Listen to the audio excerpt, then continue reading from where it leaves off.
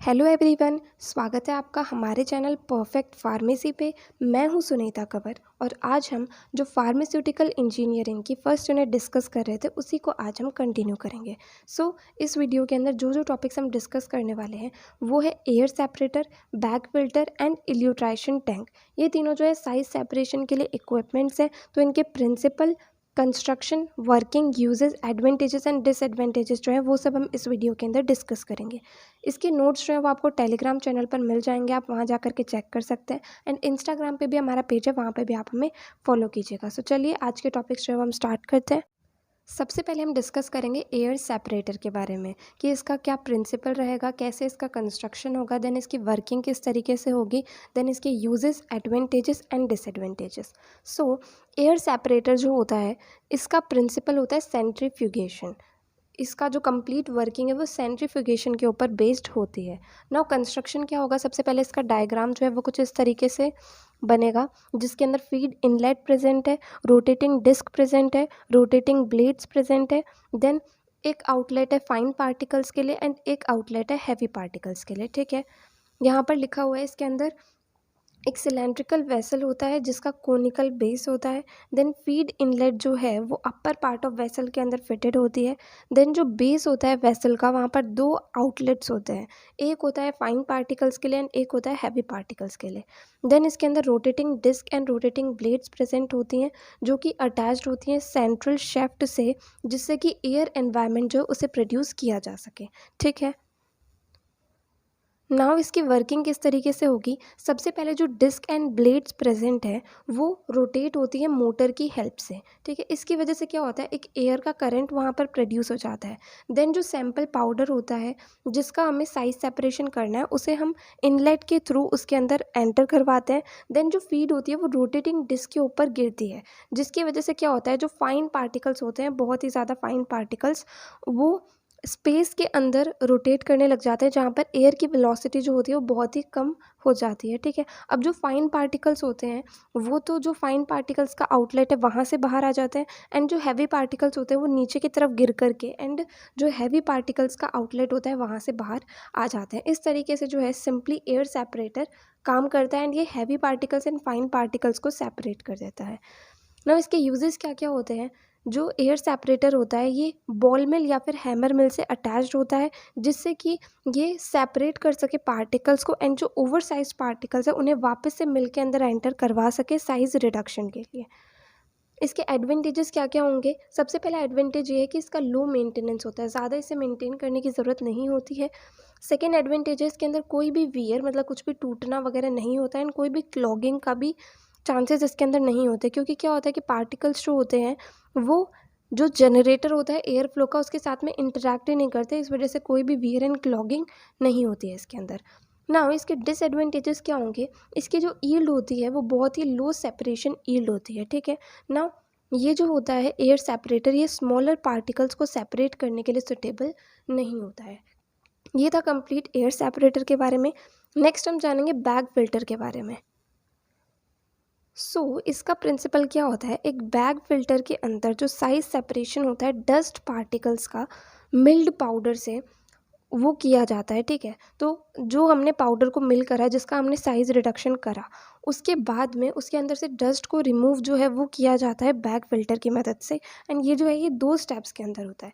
First step के अंदर क्या होता है, जो मिल्ड पाउडर है हमारे पास उसे हम बैग फिल्टर से पास करते हैं। उसमें क्या होता है कि जहाँ से फीड की एंट्री हो रही है उसके अपोजिट साइड में सक्शन को अप्लाई किया जाता है। इसकी मदद से क्या होता है कि जो मेन पाउडर है एंड जो डस्ट है वो दोनों चीज़ें सेपरेट हो जाती हैं।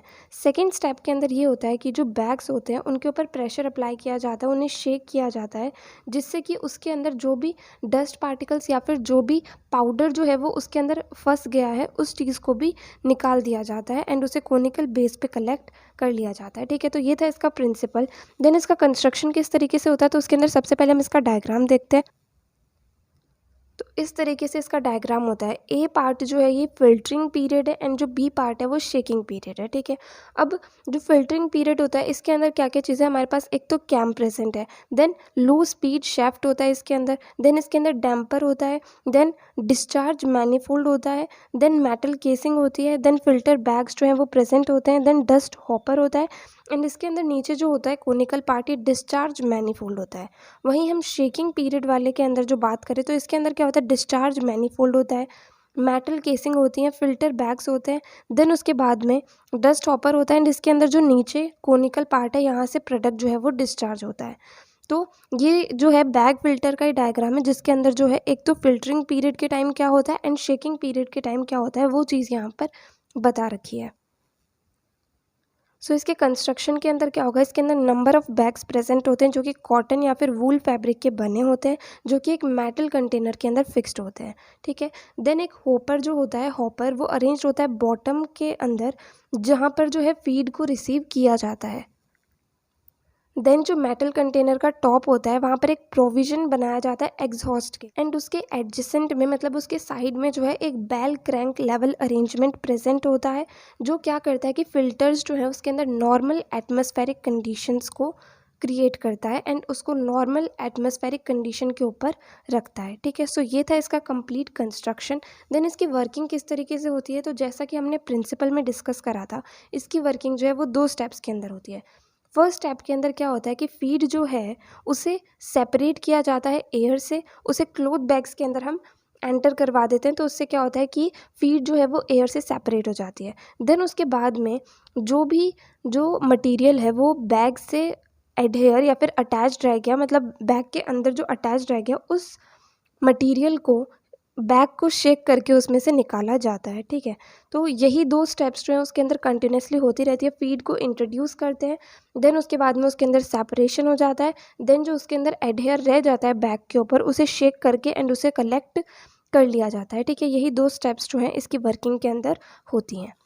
नेक्स्ट आता है कि यूजेस क्या क्या होंगे बैग फ़िल्टर के। तो बैग फ़िल्टर जो है इसे दूसरे साइज़ सेपरेशन इक्विपमेंट्स के साथ में यूज़ किया जाता है, जैसे कि साइक्लोन सेपरेटर हो गया। देन इसे यूज़ किया जाता है जिससे कि जो साइक्लोन डिस्चार्ज होगा उसमें से फाइन्स जो है, जो भी डस्ट है उसे रिमूव किया जा सके, इसलिए इसे यूज़ किया जाता है। देन आते हैं इसके एडवांटेजेस क्या क्या होंगे। तो जो बैग फ़िल्टर होता है ये एक्सट्रीमली यूज़फुल होता है फाइन्स मतलब डस्ट पार्टिकल्स को रिमूव करने के लिए, जिन्हें हम दूसरे मेथड्स जो है हमारे पास साइज सेपरेशन के उनके द्वारा हम उन्हें अलग नहीं कर सकते। एंड इस काम में जो है हमारा बैग फ़िल्टर वो बहुत ज़्यादा यूज़फुल रहता है। इसे हम डस्ट को रिमूव करने के लिए भी यूज़ कर सकते हैं। जो घर पे नॉर्मल वैक्यूम क्लीनर यूज़ होते हैं वो सिंपल बैग फ़िल्टर ही होता है, तो इसे हम डस्ट को रिमूव करने के लिए यूज़ कर सकते हैं ना। डिसएडवांटेजेस क्या होंगे, इसमें बैग फ़िल्टर में क्या होता है बहुत ज़्यादा मेंटेनेंस की ज़रूरत होती है। देन जो बहुत ज़्यादा डस्ट जिस जगह पर प्रेजेंट होती है वहाँ पर हम इसे यूज़ नहीं कर सकते हैं। नाउ नेक्स्ट हम डिस्कस करेंगे एल्यूट्रेशन टैंक। इसका प्रिंसिपल क्या होता है, इसका प्रिंसिपल जो है वो होता है सेडिमेंटेशन। सो एल्यूट्रेशन टैंक जो होता है ये सेडिमेंटेशन के प्रिंसिपल के ऊपर बेस्ड होता है ना। इसका कंस्ट्रक्शन किस तरीके से होता है, ये इसका डायग्राम होता है, ठीक है। इसमें क्या होता है, एक टैंक है एंड उससे अलग अलग आउटलेट्स जो है वो प्रेजेंट है। सबसे ऊपर वाला आउटलेट जो है वो वेरी फाइन पार्टिकल्स का है, उसके नीचे वाला जो है वो फाइन पार्टिकल्स का है, देन उसके नीचे वाला जो है वो मीडियम साइज्ड पार्टिकल्स का है एंड जो सबसे नीचे वाला है वो है कोर्स पार्टिकल्स के लिए, ठीक है। सो इसके कंस्ट्रक्शन में सिंपली यही है कि एक टैंक है एंड उसके साथ में डिफरेंट आउटलेट्स जो हैं वो प्रेजेंट है अलग अलग ग्रेड्स ऑफ पाउडर्स के लिए, ठीक है। नाउ इसकी वर्किंग किस तरीके से होगी, जो ड्राई पाउडर है या फिर जो पेस्ट है जिसे लेविगेशन की मदद से बनाया गया है उसे एल्यूट्राइटिंग टैंक जो है उसके अंदर रखा जाता है। देन उसे बहुत सारी क्वांटिटी ऑफ वाटर के साथ में मिक्स किया जाता है। अब जो सॉलिड पार्टिकल्स होते हैं वो बिल्कुल यूनिफॉर्मली उसके अंदर डिस्ट्रीब्यूट हो जाते हैं लिक्विड के अंदर जब हम उसे मिक्स कर रहे होते हैं उस टाइम पे। तो पार्टिकल्स को उसके बाद में हम सेटल करने के लिए छोड़ देते हैं। अब जब सॉलिड पार्टिकल्स यूनिफॉर्मली डिस्ट्रीब्यूट हो गए एंड उन्हें हमने सेडिमेंटेशन के लिए मतलब सेटल डाउन होने के लिए छोड़ दिया, तो डेंसिटी के बेसिस पर क्या होगा कि सॉलिड पार्टिकल्स या तो उसमें सेटल डाउन हो जाएंगे या फिर वो वाटर के अंदर सस्पेंडेड रहेंगे, ठीक है। अब कुछ देर के बाद में हम क्या करेंगे कि जो सैंपल है उसे हम वहाँ से रिमूव कर लेंगे। जैसे यहाँ पर है, सबसे पहले हम वेरी फाइन पार्टिकल्स जो है सबसे ऊपर वाले आउटलेट को खोलेंगे एंड वहाँ से जो हमारे पास आएगा उसे रिमूव कर लेंगे। देन उसके बाद में उसके नीचे वाले आउटलेट से हम पार्टिकल्स को निकाल लेंगे तो इस तरीके से क्या होगा कि हमारे पास अलग अलग साइज़ के पार्टिकल्स जो हैं वो हमें मिल जाएंगे। देन हमें जब पार्टिकल्स मिल गए, जो भी हमें आउटलेट से मिला उसे हम ड्राई कर लेंगे, उससे हमारे पास पाउडर आ जाएगा एंड देन इससे जो है हमारा इजीली साइज सेपरेशन हो जाएगा। ना इसके यूजेस क्या क्या होंगे, ये इक्विपमेंट जो होता है एल्यूट्रेशन टैंक, ये इनसॉल्युबल सॉलिड्स के लिए ही एप्लीकेबल होता है, जैसे कि केओलिन हो गया और चॉक हो गया, जिनकी वेट ग्राइंडिंग की जाती है सेडिमेंटेशन के द्वारा। ठीक है, तो ये सिर्फ और सिर्फ इनसॉल्युबल सॉलिड्स जो है उन्हीं के लिए हम इन्हें यूज़ कर सकते हैं, क्योंकि अगर सॉल्युबल सॉलिड्स होंगे तो वो वाटर के अंदर डिज़ोल्व भी हो जाएंगे, तो उसके बाद में हम क्या साइज सेपरेशन करेंगे। तो इसलिए इनसॉल्युबल सॉलिड्स के लिए एल्यूट्रेशन टैंक मेथड को यूज़ किया जाता है।